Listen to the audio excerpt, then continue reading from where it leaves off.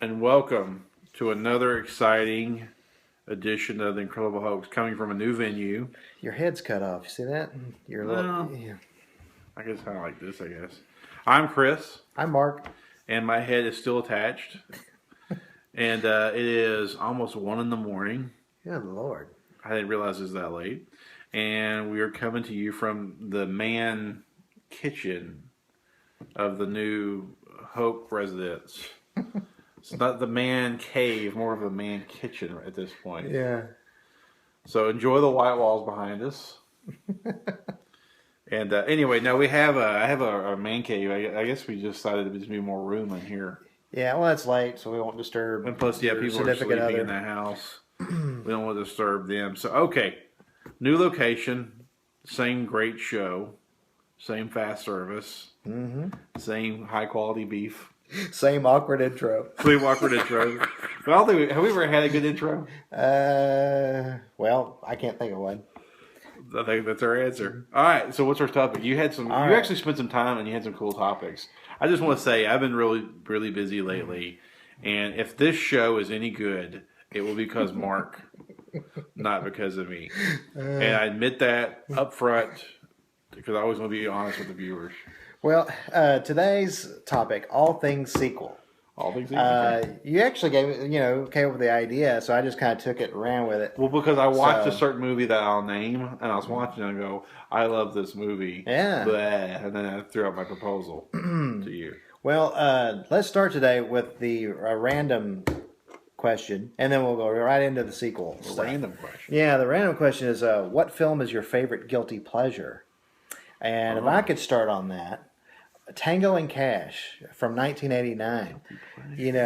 Guilty pleasure. For you folks at home that are not sure what a guilty pleasure is, that's a movie that's not very good, but you just can't help yourself from watching it. It's almost like a train wreck in slow motion. You just can't avert your eyes.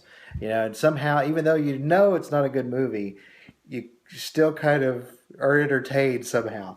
So Tango and Cash was very much that way for me. Still is. I know it's not a good movie. It's cheesy. The lines are terrible. But, you got Terry Hatcher and her total hotness. Oh, yeah, you got Stallone and Kurt Russell being badass at times, but also silly. So I can't help it. It's almost like it's just kind of like the celluloid version of junk food. So a movie I know is bad, but I love it anyway. Mm-hmm. Man, I don't know. I know some Adam Sandler, like Billy Madison, would qualify. I like Little Nicky even, and a lot of people hated that movie. So some of his stuff pops to mind.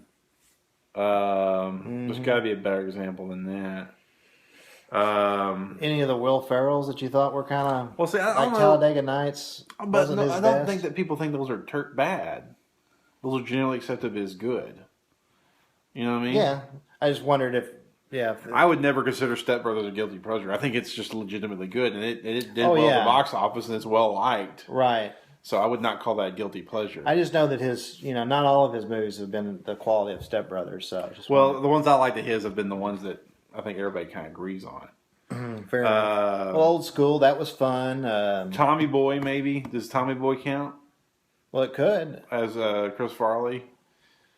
You know what I'm talking about? Tommy Boy. Yeah. It's one of those movies that's kind of like Dumb and Dumber, where it just made a lot of money and is still popular. So I don't know if they're guilty pleasures, but I know movies like Billy Madison, Tommy Boy. I thought those were awesome. But then again, another thing I'm a big fan of is all the Tim and Eric stuff. And they made Tim and Eric's $1 billion movie, and it's horrible, but I liked it. I can't recommend anybody watch Tim and Eric. Well, see, that's what we're talking about. Okay, then I'll go with that one. Yeah. See, I'm a big fan of the whole Tim and Eric stuff that was on Adult Swim, and you can find it online. Tim and Eric's Awesome Show, Great Job is what it's called. And then that spawned Check It Out with Dr. Steve Brule, and then the Eric Andre Show, and a whole host of other things. Now, Tim and Eric's Bedtime Stories.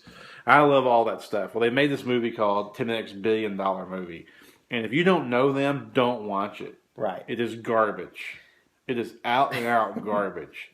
But if you're a fan of them, you'll like it. Exactly. So I would put that as one because I've watched it like 3 times. Well, yeah, that's a perfect choice. Tim and Eric's $1 billion movie would be one of mine. It is absolute garbage. It would be a no stars movie, like no stars. But if it's on, you're watching. That is the. But I'm gonna watch it because it's that Tim is and the Eric. epitome of a guilty pleasure. Then that's mine. Yeah. Tim and Eric's $1 billion movie. Absolute trash. Just horrible. Waste of time. Well, but it's funny. I like it.